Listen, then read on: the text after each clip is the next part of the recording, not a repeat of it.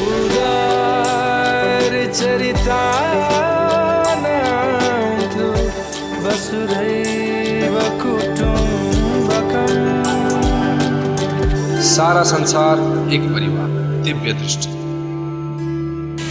हामी कामाख्या जाने क्रममा छौँ र हामी यो पश्चिम कामाख्या गाउँबाट कामाख्या मन्दिर त्यो गोरेटो बाटो पहाडको बाटो बिस्तारै हिँड्दै जाँदैछ। हेर्न सक्नुहुन्छ लाइन करिब करिब 10 किलोमिटरको लाइन लागिसकेको छ बिहानैदेखि। यो विहङ्गम सुन्दर नीलाचल पर्वत श्रृङ्खलामा माता कामाख्याको मन्दिर रहेको छ। वैष्णवीय परंपरा से हैं, तिलक वैष्णवीय परंपरा का तिलक लगा रहे हैं। तो ये स्थल जो है शक्ति स्थल है। तो वैष्णव परंपरा में शक्ति उपासना की विधि क्या है और कैसे किया जाता है? नमो नारायण। सबसे पहले तो मैं आपको इस साधना की स्थली कामरूप कामाख्या से सादर प्रणाम करता हूँ। भारतवर्ष के सभी सनातनियों, चाहे वो शैव हों, वैष्णव हों या शाक्त हों, सबको शुभकामना ज्ञापित करता हूँ कि भगवती की कृपा सब पर बनी रहे। आपने बड़ा सुंदर प्रश्न किया है। मैं निश्चित ही वैष्णव संप्रदाय के प्रमुख संप्रदाय रामानुजाचार्य संप्रदाय से हूँ। मेरा नाम प्रदीपाचार्य जी है। मैं आपको बताना चाहता हूँ कि आपका प्रश्न बड़ा ही सुंदर है। वास्तविकता ये है कि सबसे पहले हम साधना को समझें कि साधना है क्या। साधना के कुल 7 आचार हमारे धर्म ग्रंथों में बताए गए हैं। जब भी साधक साधना के क्रम में आता है तो उसको इन 7 आचारों से होकर के गुजरना पड़ता है। पहला आचार वेदाचार, जहाँ वो माँ गायत्री की उपासना, उनकी साधना शुरू करता है। दूसरा आचार वैष्णवाचार, जहाँ वो भगवान श्री हरि के श्री चरणों में अपने आप को समर्पित करके उनकी साधना शुरू करता है। तीसरा आचार शैवाचार, जिसकी ये प्रमुख स्थली है। यहीं पर रह करके भगवान शिव ने रुद्रा यमल की संरचना की, यही उन्होंने सारे आगम निगम रचे।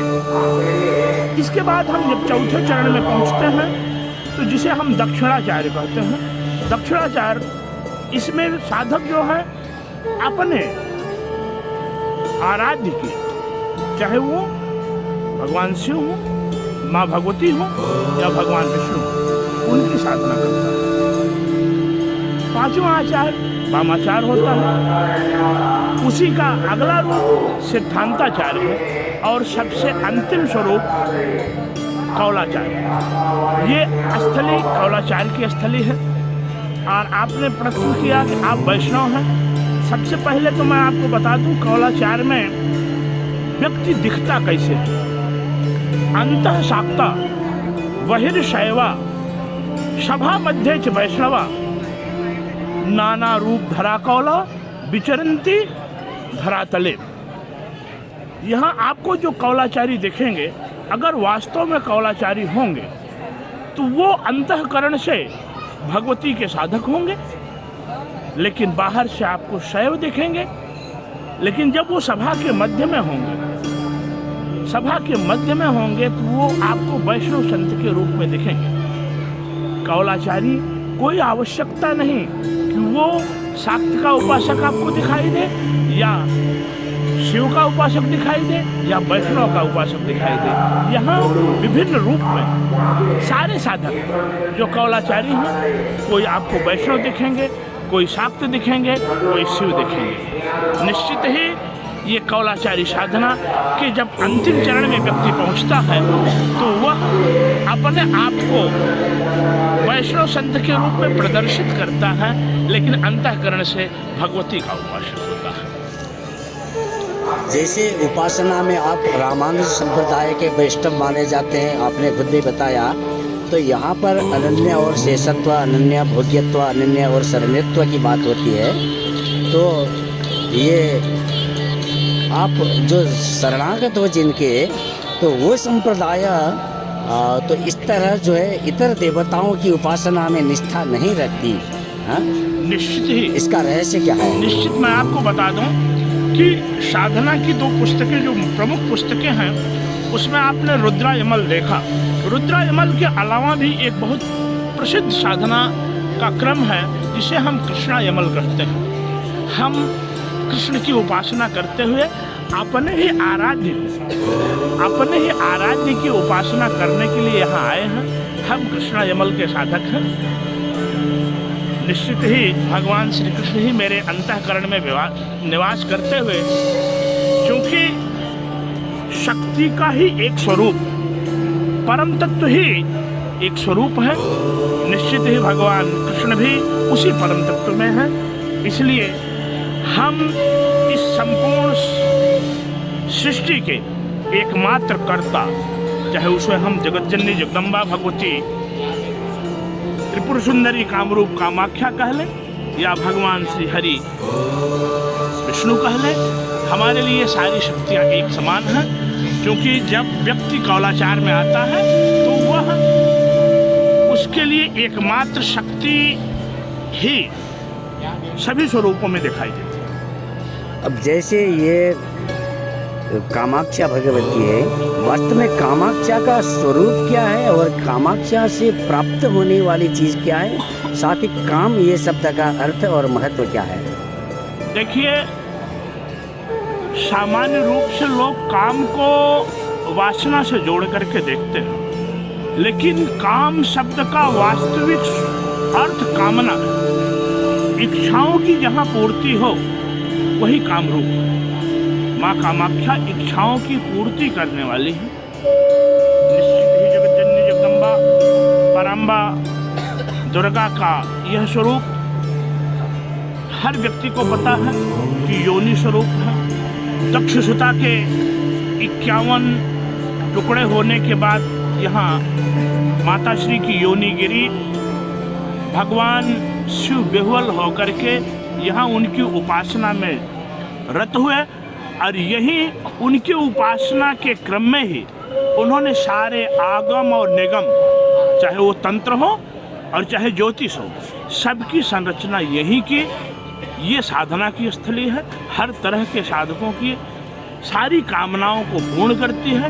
माँ कामाख्या निश्चित ही कामनाओं को पूरी करने वाली। कुछ संत कहते हैं, अभी अभी मैंने कोई एक वैष्णव संत से बात की थी, तो वो बता रहे थे कि ये शक्ति तंत्र में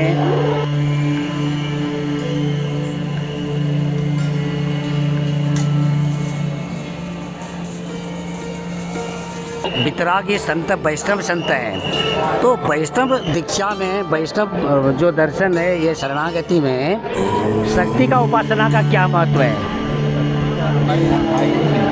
परंपरा में नहीं है, हमारे वैष्णव परंपरा में शक्ति का उपासना है ही नहीं। तो अभी जो ये उपासना कर रहे हैं और किस मंत्र का उपासना कर रहे हैं और किस प्रयोजन से कर रहे हैं? मंत्र है यहाँ, ये जो अभी 2-4 दिन का दिवस होता है, अब जिस मंत्र का जाप करेंगे वही मंत्र सिद्ध हो जाए। हम लोग तो शक्ति का उपासना करते भी नहीं है, वैष्णव मंत्र का ही जाप करते हैं।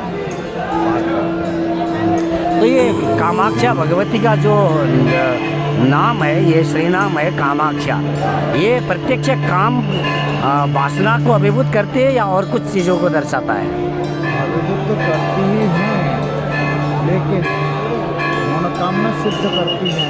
जिसको जो मनोकामना है वो सिद्ध करती है।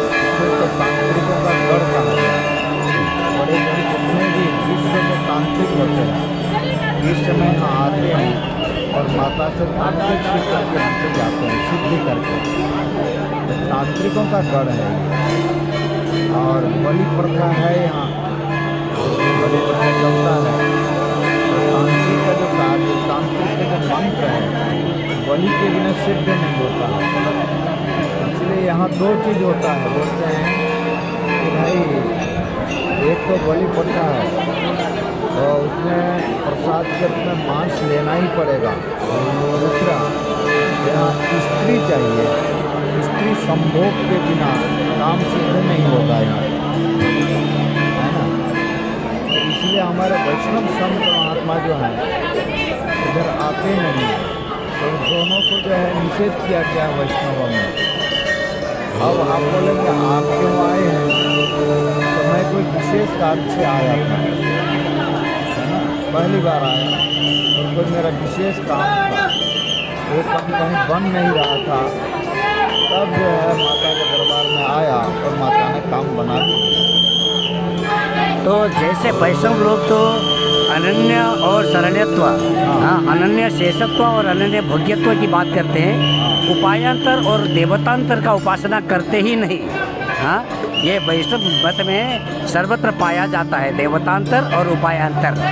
तो इसका मतलब देवतांतर, आप देवतांतर को मान रहे हैं?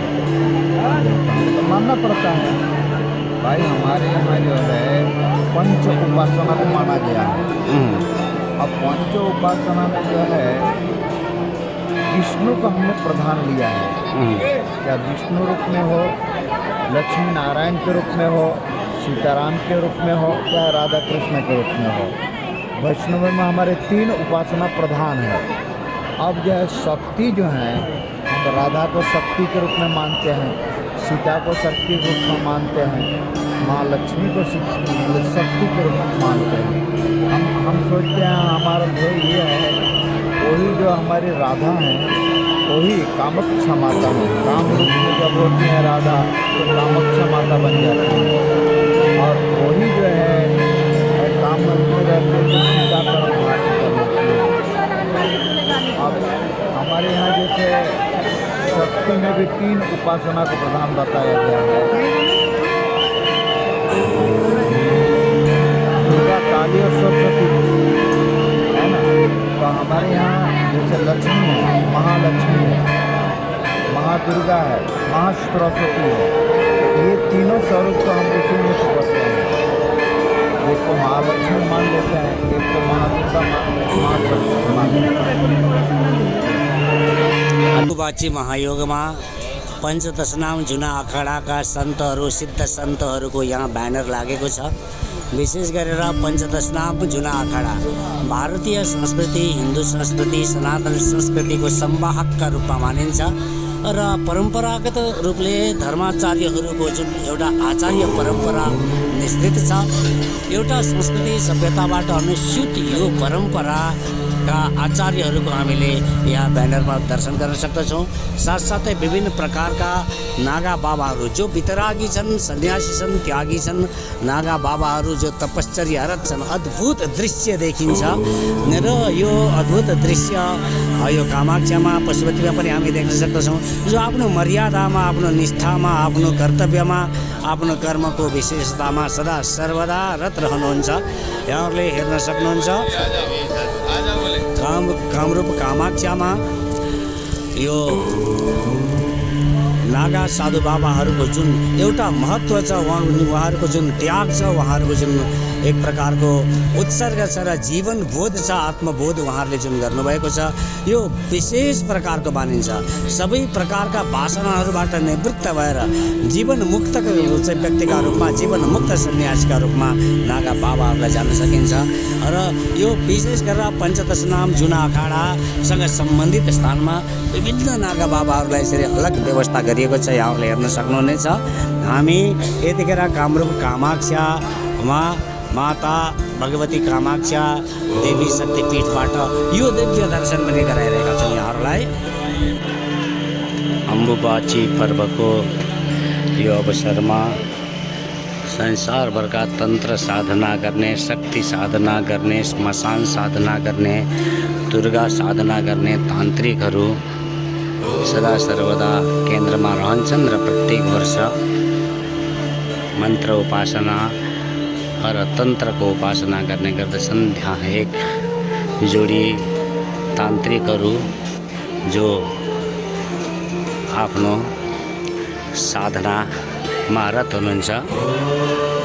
अम्बुबाची पर्वको यो अवसरमा संसारभरका तन्त्र साधना गर्ने, शक्ति साधना गर्ने, श्मशान साधना गर्ने, दुर्गा साधना गर्ने तान्त्रिकहरू सदा सर्वदा केन्द्रमा रहन्छन् र प्रत्येक वर्ष मन्त्र उपासना र तन्त्रको उपासना गर्ने गर्दछन्। त्यहाँ एक जोडी तान्त्रिकहरू जो आफ्नो साधनामा रत हुनुहुन्छ।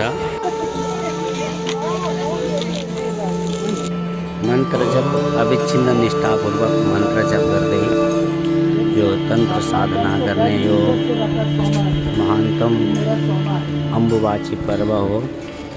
अम्बु जलको द्योतक हो र बाची शब्दले उत्फुलनलाई निर्देशन गर्दछ।